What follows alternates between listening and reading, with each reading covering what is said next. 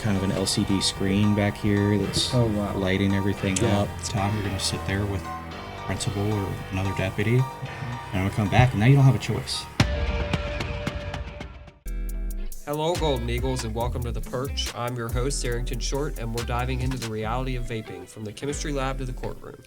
That's right, we see it everywhere. Bathroom, cars, parties, but there are so many rumors about what's actually in these things and what rights we have as students.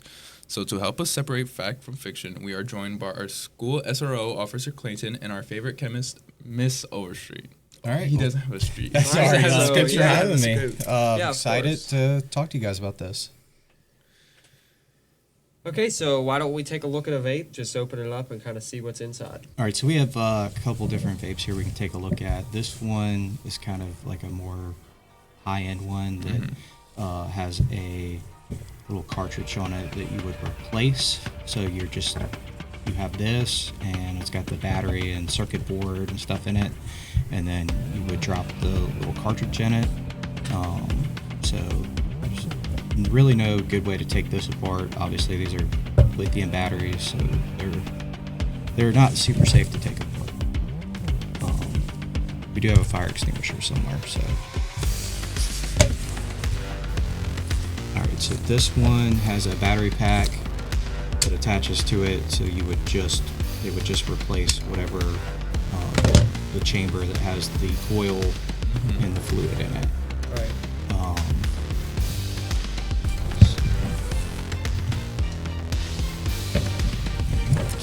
This part down here in the bottom is like a wick that's going to hold all of the chemicals and what's in the actual like vape,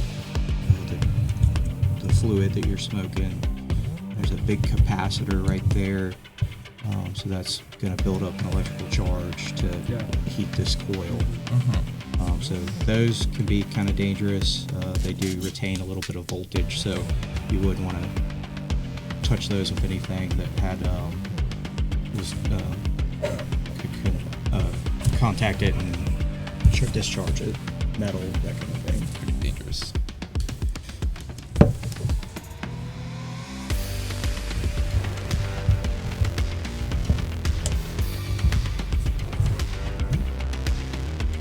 So inside of here, there's some more wicking material that'll pull some of this juice up into here. And this is the coil. This is just the contacts for the coil and a little silicone seal to keep the fluid from leaking out.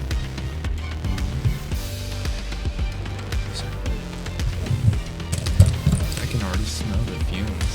It's disgusting. Yeah, it's all covered in.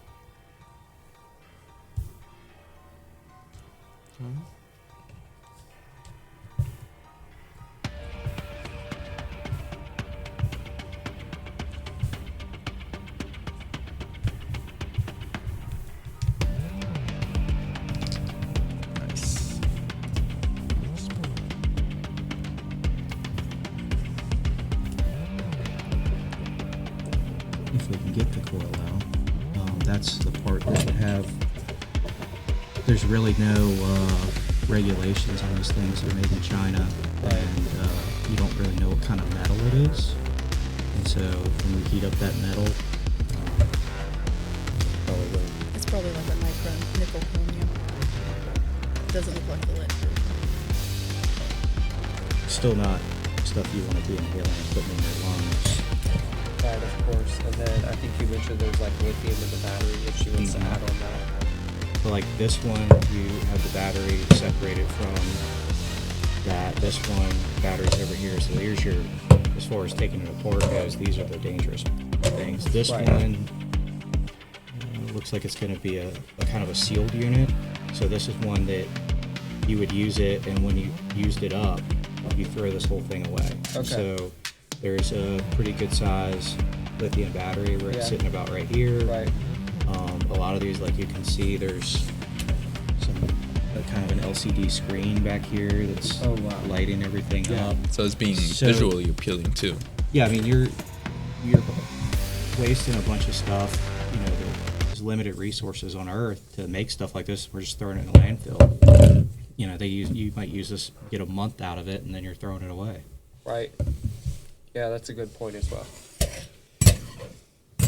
I don't think I want to try to take this one apart, just Too because it dangerous. is sealed, and I don't want to risk puncturing a battery in Yeah. here. Right. So, All right, so we took a look at the components of the vapes.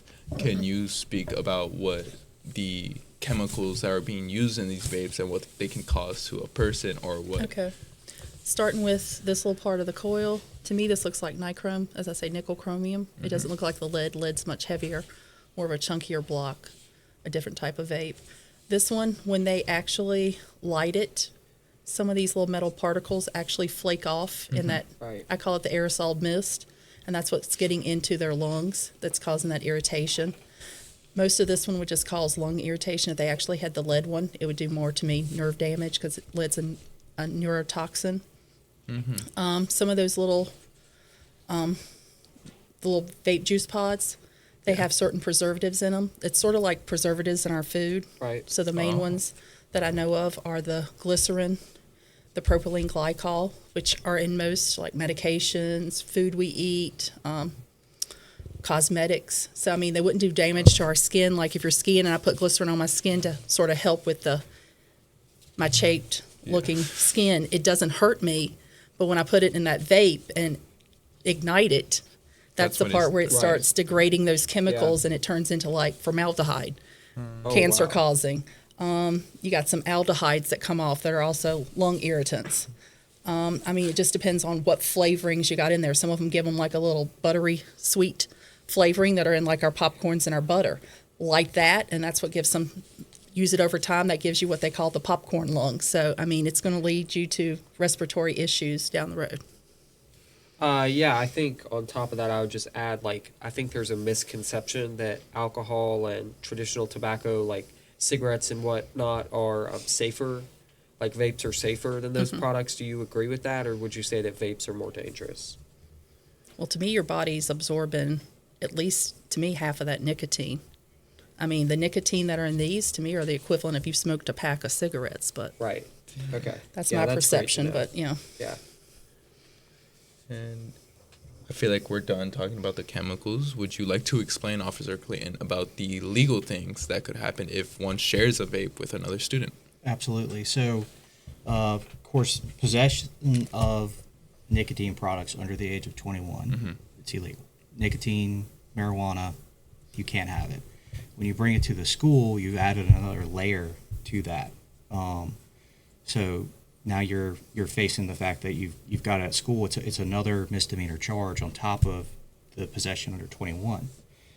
If you share this with somebody, you go to the bathroom and somebody's like, "Hey, can I hit your vape?" And sure, and something happens to them, they have a bad reaction, right? And they come, what are they going to do? Hey, so and so let me use his vape. Right. Well, you distributed that to him. Yeah. So you've now, if you were 18 and you gave it to a 16-year-old, you've contributed to the delinquency of a minor.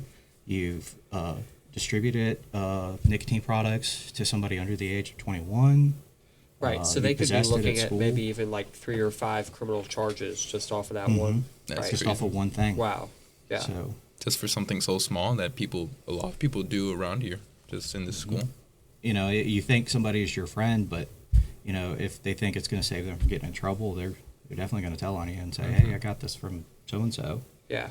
And then on top of that, as far as like you have it at school and you possess it at school, yes, it's illegal to do so, but what we like to do is allow the school to handle the discipline and not create a criminal record for a kid. That changes when you come in and the school says, "All right, I got to search you," and you say, "You're not searching me." Well, going forward from now on, if I have reasonable suspicion that somebody is in possession of a nicotine or tobacco product or a marijuana product underage at school and they're refusing to cooperate with the school, now I'm going to have to detain you. I'm going to have to go write a search warrant. It's easy enough. Take me a couple hours to do that. In the meantime, you're going to sit there with principal or another deputy, and I'm going to come back, and now you don't have a choice. I'm searching you with a search warrant, and once I've done all that, it's no longer a school issue. Right. You've taken something that is just a disciplinary action at school, and you've now made it a criminal matter. Now I have to write a report. I have to enter this stuff into evidence. I have to take you to court, and you're still going to be in trouble with the school. So, that I think my advice is obviously don't vape, but if you choose to, and you get caught, is to participate with the process with the school, because if you don't, it's going to be a lot more. And it's a lot of paperwork for me that I would rather not have to do, but if I have to do it, I will, and I'm not going to be very happy with whoever forces me to have to do that. So. Sure.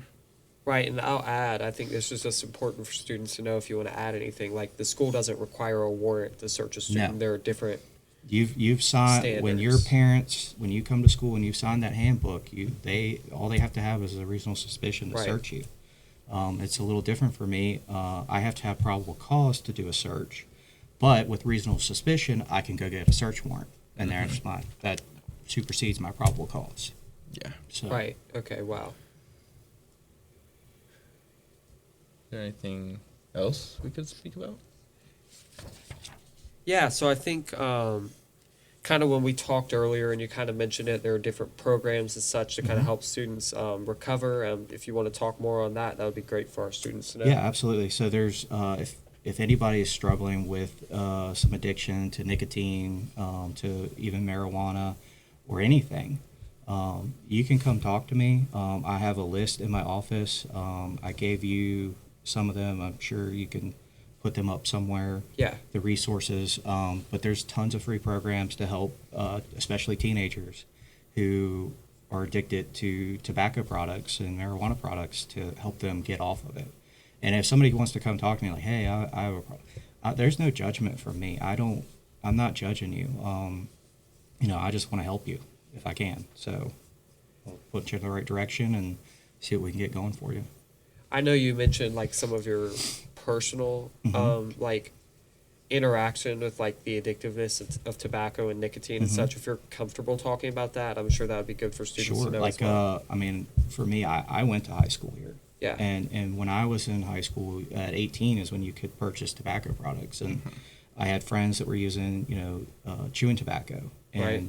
you just kind of, sometimes you just want to fit in, right? So you start doing it. Well, I didn't think I'd ever get addicted to it. And now in my late 30s, I'm having a lot of dental problems from my, previous usage of smokeless tobacco. I've got receding gum line. I've got issues with my teeth. I have to go get a root canal in a week and a half, and it's pretty much directly related to the tobacco usage. So, Oh, wow.